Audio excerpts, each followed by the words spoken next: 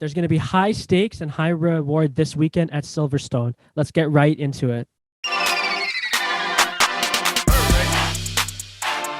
Hello, everybody. Welcome to the Formula One Digest. I'm your host, Tyson De Silva. I'm joined by my co-host, Mark. And today, we are doing our pre-race video as we lead up to Silverstone. Mark, tell us a little bit about what's going on for this race. So we are back in Europe finally after the Canadian Grand Prix. And we will be hitting up the Silverstone circuit, very historic circuit in the F1 calendar. Held the first championship race for F1, and it's going to be a packed race. It's always a packed race with so many British drivers on the grid. It's going to be a good weekend, that's for sure. Definitely. And I think that obviously this is a very historic track, as you said, but even as of late, last year we had a very controversial crash and a very controversial win, as well as Max was taken out of the race on the first lap. And then Lewis was only really awarded I think it was a 10-second penalty, and then still went on to win that race, which kind of shows also how just dominant the Mercedes were last year.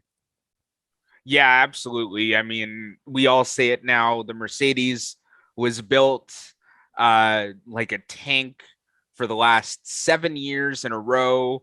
And, now that they aren't so much on top of things, we've seen a shift in the power dynamic last year with that very dominant car coming back through the field, even in later races in the season. Lewis had a magnificent drive, albeit very controversial win. It just goes to show how dominant that car was in comparison to this year's version of the Mercedes. Oh, definitely. And I think it's going to be a it's going to be a fun race overall, just because it's obviously a very fast and like not difficult, but it can be a very tricky track to get right. There's obviously a lot of twists and turns to it, and it's a very high speed race overall. There's one guy though that I want to put my attention on, and that's Charles Leclerc, who hasn't had a race win for a very long time. I think his last race win was Australia, if I'm remembering right. Yeah. And obviously he's been on a bit of a streak of bad luck. Last year he had the lead of this race, and then in the same area where Max and Lewis collided, he backed off and basically handed Lewis the race win. Do you think that Charles has got a bit of an extra bit of incentive to perform well for Ferrari after, for lack of a better word, choking last year, and not driving well as of late? I don't necessarily know if it was a choke from Charles Leclerc last year. More so that he absolutely knew the Ferrari last year wasn't going to win that race regardless of what he did. But yes, he definitely has got ahead of steam this race going into this race to get a win after being winless for however many rounds it's been. 6 or Uh, 7. yeah, he's definitely going to go into this race. He's had a string of bad luck with power units. This is a power dominated circuit, so who knows? He might end up back in the pits at the end of lap one. Who knows? It could go either very extremely well for him or not so much. Definitely. And I also think that, if you look at what Carlos has done, and Carlos hasn't been, uh, you know, he hasn't been as good, but he's obviously got that P2 finish in Canada. Baku was a weekend to forget for Ferrari in general, but he hasn't been terrible. He also did decently well in Monaco. So I think that Charles is going to be looking to, put his name forward again in the championship for some big points. So that'll be interesting to see how he does in qualifying and of course the race where the Red Bulls have just been so dominant with their race pace. Yeah, the Red Bulls have it all down. There's down to the strategy, the setup of the race car. It's all looking perfectly for Red Bull right now. But we have to remember at the beginning of the season, we saw some very bad reliability out of that Red Bull power unit. And, now the tables could turn back in Ferrari's favor. Since Ferrari's had a string of bad luck, who's to say that these Red Bull cars now won't experience that same bad luck that they were experiencing and, trying to look for a fix for at the beginning of the season? We're not even halfway through the season yet. And, Red Bull has nearly run off with the world championship, but there's still a lot to play for in the Ferrari garage. So, you know, we could see another huge power shift towards the likes of Ferrari if Red Bull's gremlins come back. Yeah, I agree with that. I think that's something that we've learned in the last year is that no team in Formula One is invincible.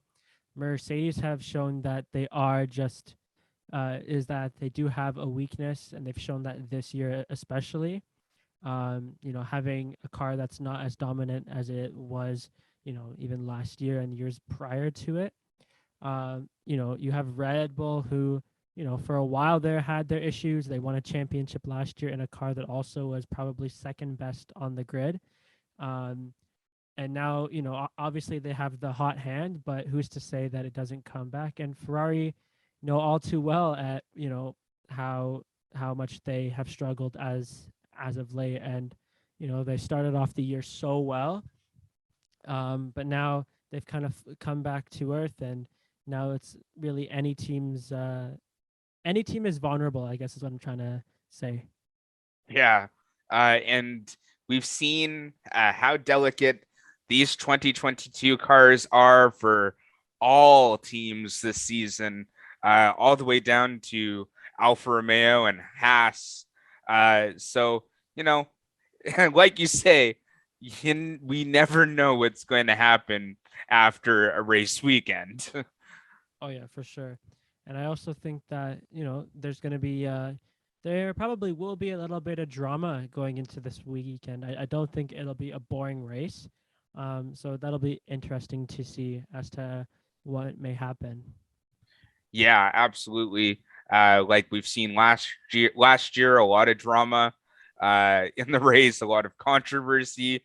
Silverstone is not a track to take lightly, and it always produces something, whether it be good, bad, magical, amazing. It's just an amazing track to race at.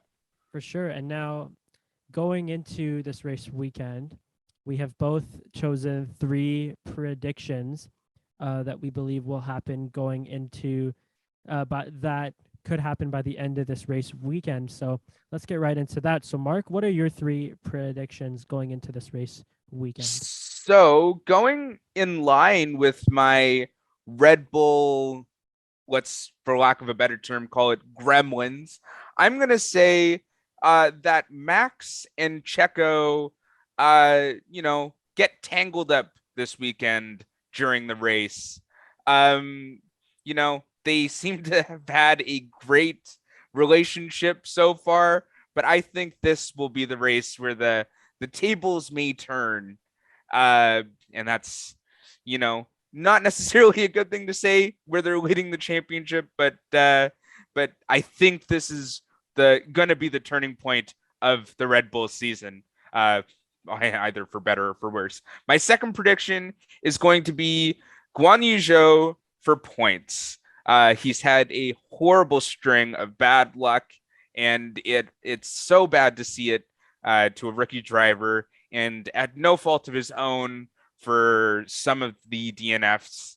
I think he's going to be in for some points this weekend. And my third and final prediction is going to be a Valtteri Bottas P5 or higher. Valtteri has been doing really well this season. He's had an enormous amount of pace out of his Alfa Romeo. And when he can get the car to work and be reliable, he's on top of everything. He was really fast last weekend in Canada. He had well, for lack of a better term, a fast race car, faster than Guan Yu Zhou's.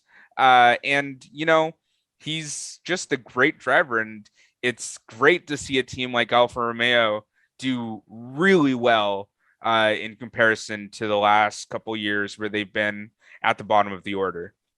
Definitely, no. It gets super exciting for Valtteri to be the first driver option, I guess is the right term for it. And yeah, no, I think that it would be awesome just to see him have a good result after, a couple of strings of either bad luck or reliability issues. For myself, I have chosen. I think that after last week, I think we could see a Mercedes podium again, whether it be George or Lewis. And there's a certain reason that I chose that, and I chose it because it's Lewis and George's home Grand Prix. There's going to be a bit of an extra incentive to perform well.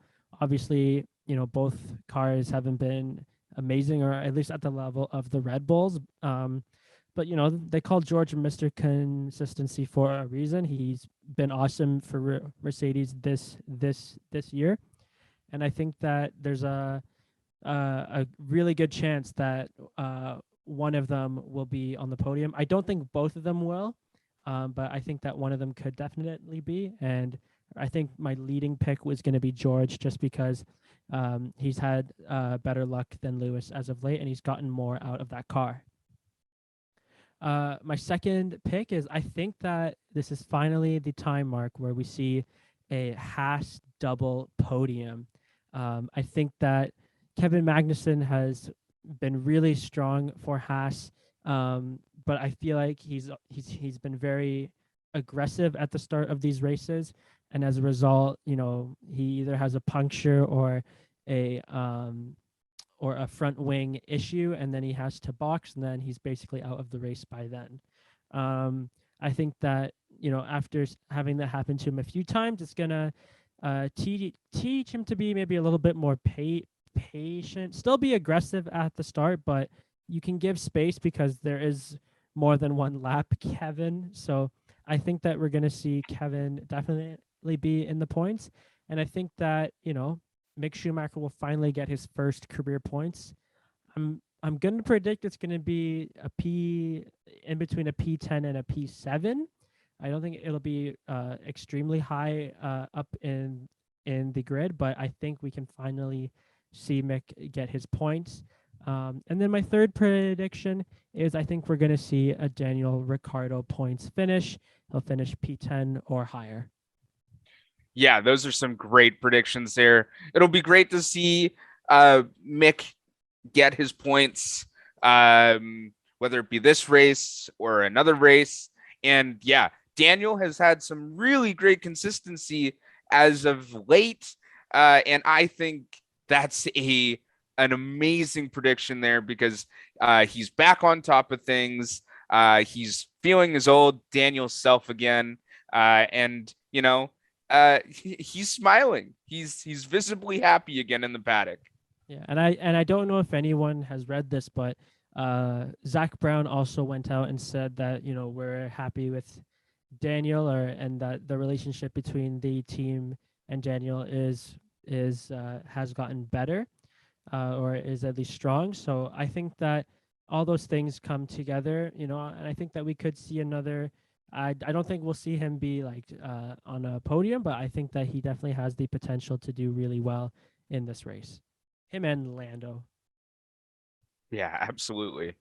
Yeah. Anyway, guys, if you guys have made it this far, thank you very much for watching. Click like if you like the video. Click subscribe. Give us a follow on Instagram. We're going to be doing a lot of content over the race weekend, and we will see you guys in the next one.